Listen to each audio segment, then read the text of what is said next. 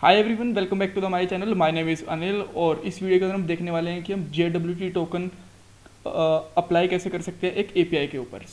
पिछले वाली जो हमारी वीडियोस थी इसके अंदर हमने लॉगिन देखा था, रजिस्ट्रेशन देखा था, टोकन कैसे जनरेट कर सकते हैं वो देखा था। 4 APIs हमारी ऑलरेडी बन चुकी हैं, ये हमारी 5th API है।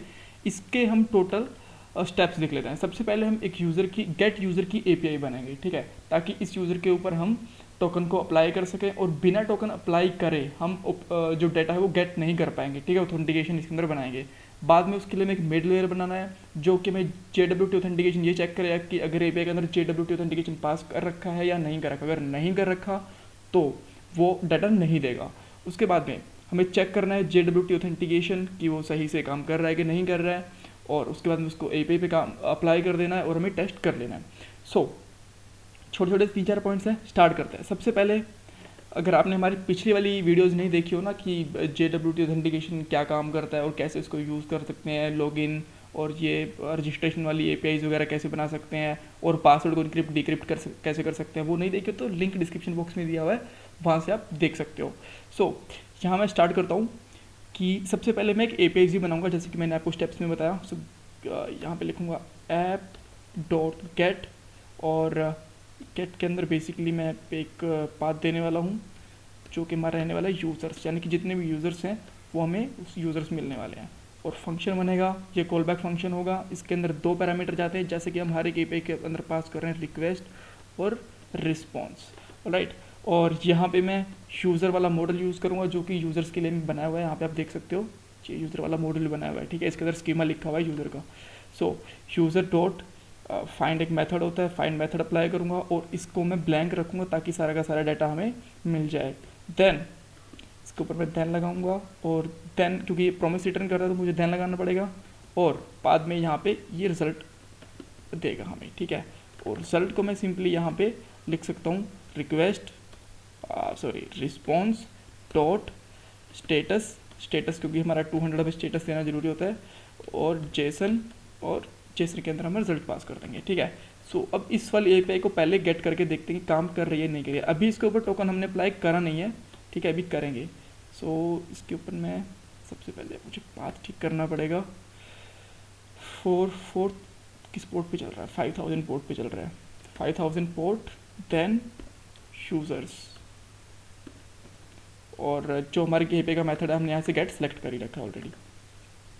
ओके, सॉरी रन नहीं कर रही एप्लीकेशन। यहाँ पे लिखूँगा नोडमून app.js। यहाँ से हम हिट करते हैं, लेट्स हिट। आप देख सकते हो कि हमारे पास यहाँ पे रिजल्ट आ गया है, ठीक है। यहाँ पे चेक करोगे हमारे पास 5 डाटा हैं डेटाबेस के अंदर, जहाँ पे हमने डेटाबेस क्रिएट कर रखा है। लास्ट वाली वीडियो में आपने देखा भी होगा, और इसके अंदर हमारे पास सारे के सारे रिजल्ट आ गए हैं यहाँ पे, ऑलराइट। अब मैं किसी यूज़र से लॉगिन करता हूँ, जैसे कि लास्ट वीडियो के अंदर मैंने यहाँ पे लॉगिन करके दिखाया था। यहाँ पे एलिना से लॉगिन कर रहे हैं, ठीक है।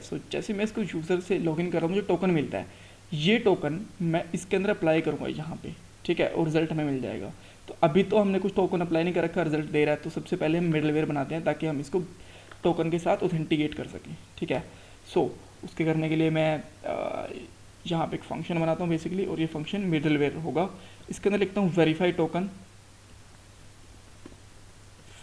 टोकन, और इसके अंदर बेसिकली 3 चीज़ें होती है जब हम मिडलवेयर बनाते हैं। तो सबसे पहले होता है request comma response comma next, alright.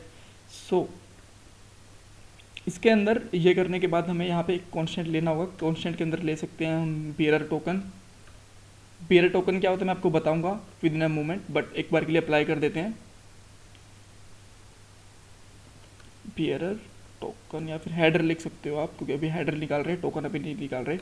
तो रिक्वेस्ट जो हमारे पास अभी रिक्वेस्ट आई है डॉट हेडर्स, उसके जो रिक्वेस्ट डॉट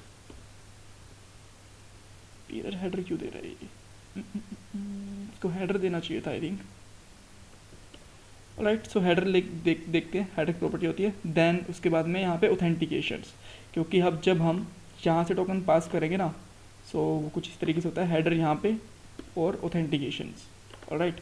सो ये ऑथेंटिकेशन हम यहाँ पे की पास करते हैं और यहाँ पे इसकी वैल्यू पास करते हैं, यहाँ पे की वैल्यू का पेयर है, ऑलराइट। सो यहाँ से हम ऑथेंटिकेशन गेट कर लेंगे।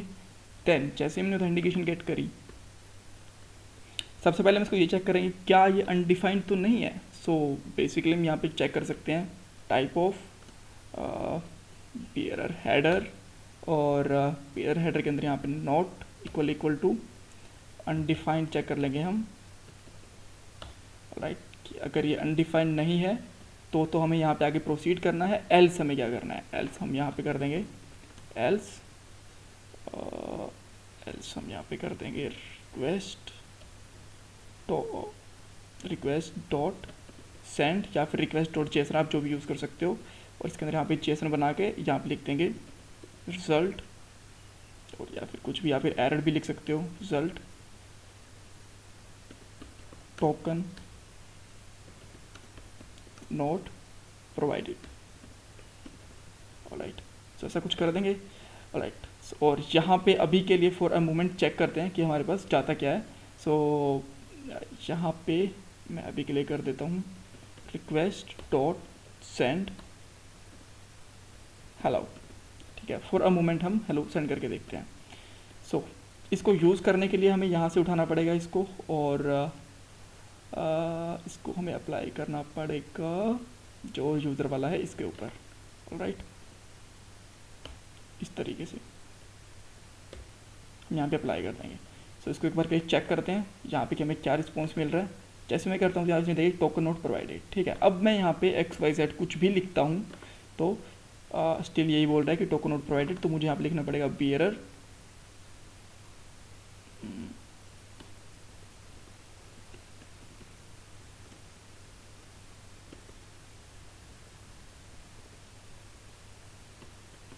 और आगे टोकन का नाम। टोकन अभी जो जनरेट होगा वो पास करके देखेंगे, बट मुझे लग रहा है कि ऑथेंटिकेशन की वजह से गेट नहीं हो पा रहा है। सो या एक्चुअली यहाँ पे स्मॉल ए आएगा, दैट्स माय बैड। और अब हम एक बार फिर से यहाँ पे सेंड करके देखते हैं तो यहाँ पे हमें हेलो मिल रहा है, राइट। सो आप देख सकते हो कि हमें यहाँ पे हेलो मिल रहा है, दैट मीन्स, और ये बियरर टोकन का नाम भी आ गया यहाँ पे कंसोल के अंदर, ऑलराइट। सो अब मैं क्या करता हूँ कि जब ये इस रिक्वेस्ट के अंदर यहाँ पे आई गया, सो अब मुझे यहाँ पे एक चीज़ और चेक करनी है कि जो मेरा टोकन आएगा यहाँ पे मुझे एक्सट्रैक्ट करना है, ऑलराइट। सो टोकन एक्सट्रैक्ट करने के लिए फॉर अ मोमेंट मैं यहाँ से टोकन भेज ही देता हूँ। ये एक नया टोकन जनरेट करता हूँ मैं, क्योंकि 5 मिनट के लिए वैलिड होता है, मतलब टाइम बढ़ा सकते हैं बट मैंने 5 मिनट के लिए रखा हुआ है, ऑलराइट। सो मैं यहाँ पे पेयरर, और पेयरर के बाद में ये टोकन बेसिकली इस तरीके से पास कर सकता हूँ, ऑलराइट। सो जैसे मैंने पास करा, सो अब मैं यहाँ पे अगर गेट करके देखूँगा कि मुझे टोकन मिल रहा है कि नहीं मिल रहा, सो यहाँ पे मैं कंसोल के अंदर ही चेक कर सकता हूँ, right. So let's hit one more request, यहाँ पे देख सकते हो कि हमें टोकन मिल गया है। सो मैं यहाँ पे एक वेरिएबल लेता हूँ कॉन्स्ट, और कॉन्स्ट के अंदर मैं बेसिकली लिखता हूँ बियरर, और पेयर के अंदर मैं क्या करता हूँ बेसिकली बियरर हेडर, जो मैंने यहाँ पे वेरिएबल लिया है उसका डॉट स्प्लिट कर देता हूँ, ठीक है। Dot split LIT split function, alright. तो स्प्लिट फंक्शन अप्लाई हो जाएगा। स्प्लिट फंक्शन के अंदर मैं स्पेस दे दूंगा, क्यों, क्योंकि मैं चाहता हूँ कि यहाँ पे अलग हो जाएगी ये वाला जो टोकन है ना मेरा, यहाँ से मुझे मिल जाए, क्योंकि स्पेस है तो यहाँ से बियरर हट जाए यहाँ से, ठीक है। सो जैसे मैं स्पेस दूंगा तो, और उसके बाद में मैं अगर बियरर को यहाँ पे गेट करने की कोशिश करता हूँ तो मुझे यहाँ पे बियरर यहाँ से हट जाएगा और नॉर्मल मुझे टोकन मिल जाएगा। चाहो तो आप चेक भी कर सकते हो कुछ इस तरीके से, alright. So now let's hit it. आप देख सकते हो कि यस यहाँ पे हम खाली टोकन मिल गया हमें, और बियरर यहाँ से हट गया, बट दोनों मिले हैं, ठीक है, कॉमा सेपरेटेड हो गए हैं।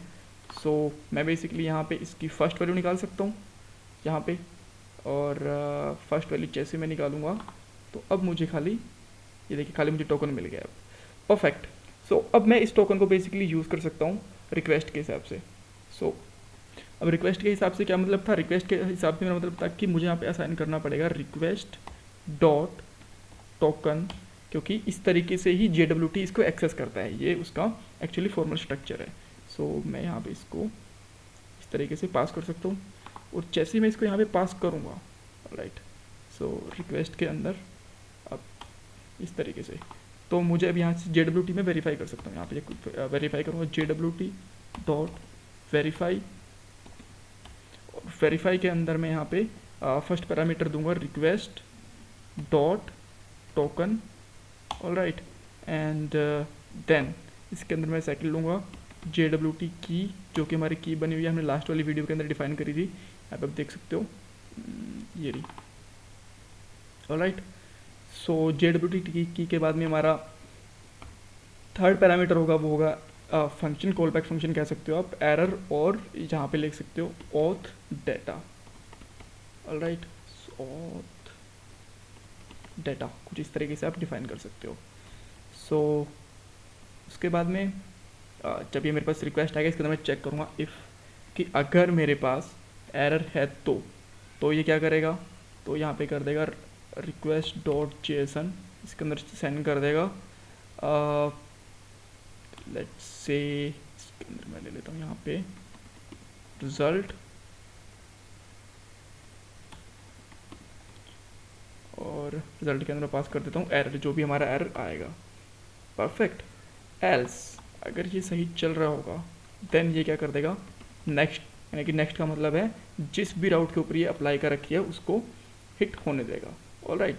सो और अब जो हमने यहाँ पे रिक्वेस्ट बनाई हुई है कि अगर ये अनडिफाइंड है तो इसको भी हम चाहें तो यहाँ से हटा सकते हैं, अब एक्चुअली हमें इसकी ज़रूरत है नहीं। या फिर आप एक काम कर सकते हो कि जो हमारा ये वाला फंक्शन है वेरीफाई वाला, इसके अंदर रख सकते हो कि अगर हमारा टोकन अनडिफाइंड आता है तो वो काम ना करे, अदरवाइज ये तरीके से काम करे, ऑलराइट। और पेयर टोकन हमने यहाँ पे निकाला था, सो ये वाली चीज़ें भी हम इसके अंदर ही रखेंगे। पेयर टोकन हमने यहाँ से निकाला था, ये वाली सारी चीज़ें इसके अंदर रख सकते हैं यहाँ पे। एंड अब मैं इसको बेसिकली फॉर्मेट कर देता हूँ लिटिल बिट। सो फॉर्मेट करने के बाद में just move the extra spaces and all. अब मैं यहाँ पे हिट करके देखता हूँ कि मुझे क्या रिस्पॉन्स मिलता है। जैसे मैं इसको हिट करूँगा, सो ये थोड़ा लोड ले रहा है, दैट मीन्स डेटाबेस में हिट तो हुई है, और यहाँ पे रिक्वेस्ट सारी की सारी आ गई हैं, दैट मीन्स टोकन हमारा सही है। अगर मैं इस टोकन को हटा देता हूँ तो ये मुझे क्या बोलता है, कहता है टोकन नॉट प्रोवाइडेड। टोकन मैंने प्रोवाइड करवा दिया और टोकन मैंने गलत दे दिया, लेट्स से कि मैंने लास्ट वाली 0 हटा दी यहाँ से, और मैं देता हूँ तो ये बोलता है कि सिग्नेचर इज़ इनवैलिड, ठीक है। सो वापस मैं यहाँ पे 0 लगा देता हूँ, और अब देखता हूँ इस तरीके से। ओके, सो टोकन एक्सपायर हुआ है क्योंकि 5 मिनट बाद में एक्सपायर हो जाता है। मैं दोबारा से यहाँ से एक नया टोकन लूँगा और सारी की सारी चीज़ें दोबारा करके देखता हूँ इसके साथ। Let's get it here and यहाँ से। सो रिक्वेस्ट आ रही है, टोकन हटा देता हूँ, तो इसने बोला कि टोकन प्रोवाइडेड नहीं है। अब फिर से हिट करके देखता हूँ, फिर से रिजल्ट आ गया, और अगर मैं इसके अंदर से कुछ भी अभी के लिए हटा देता हूँ, लेट्स से मैंने अभी के लिए के गायब कर दिया है, स्मॉल के, तो इसने बोला टिक टोकन इनवैलिड है, और मैं फिर से टोकन सही कर देता हूँ तो ये फिर से डाटा आ गया है, ऑलराइट। और अगर मैं यहाँ से देखो, यहाँ पे मैंने जो एक API बनाई थी इसके ऊपर डाला हुआ है ये टोकन, अगर मैं यहाँ से ये हटा देता हूँ बेसिकली राउट के ऊपर से टोकन, तो ये बेसिकली हम ऑथेंटिकेशन वगैरह सब कुछ हटा भी दें तो भी ये तरीके से काम करेगा। मैंने टोकन ऑथेंटिकेशन हटा दी फिर भी ये काम कर रहा है, क्योंकि अब हमारा राउट मिडलवेयर अप्लाइड ही नहीं है। अब अप्लाइड है तो अब तरीके से काम करेगा। अब हिट करके देखता हूँ, अब मुझे बोलेगा टोकन नॉट प्रोवाइडेड, और टोकन के साथ सब कुछ सही काम कर रहा है, ऑलराइट। सो ये था कि हमने 5 वीडियो बनाई है कि कैसे हम ऑथेंटिकेट कर सकते हैं। आई होप इसके अंदर आपका पूरा लॉगिन मॉड्यूल कंप्लीट होगा। एक वीडियो और बनाऊंगा मैं, उसके बाद इस वीडियो के अंदर मैं क्या करने वाला हूँ, जो हमारा मिडलवेयर है इसको, जो हमारी कीज़ वगैरह हैं इनको सही किसी अलग फाइल में रखूँगा, क्योंकि जहाँ पे बहुत ज़्यादा ऐसा लग रहा है कि मैसी हो गया कोड एक ही फाइल के अंदर। वैसे तो कुछ ज़्यादा कोड है नहीं, but around 80 line he code हुआ है, बट स्टिल हमें ये कीज़ वगैरह है इनको इन्वायरमेंट फाइल में रखना चाहिए, और जो मिडलवेयर वगैरह है इनको भी हमें अलग फाइल में रखना चाहिए, right. So thanks for watching this video. Channel को सब्सक्राइब करना मत भूलिए। Bye bye, take care.